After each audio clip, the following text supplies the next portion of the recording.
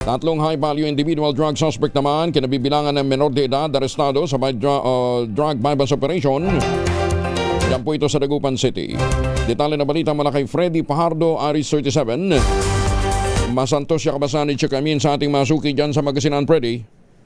Masanto siya kabosan Kuyang Angel. Isang matagumpay na operasyon ng Dagupan City Police hinggil sa illegal na droga na nagresulta ng pagkakumpiska ng 3 plastic sachet na naglalaman na hinihinalang shabu na tumitimbang ng 56 grams at may street drug price na 380,000 pesos.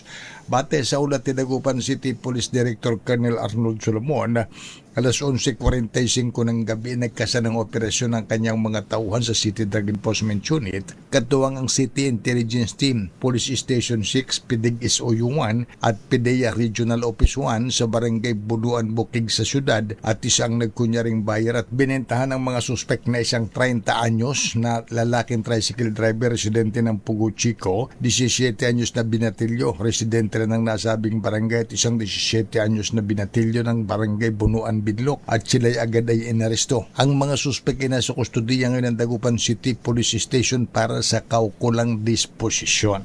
Mula sa Action Radio Pangasinan, ito si Freddy Pajardo, Aris 30, tag-uulat para sa DCRH una sa Pilipinas, una sa Pilipinas. Maraming salamat, Freddy.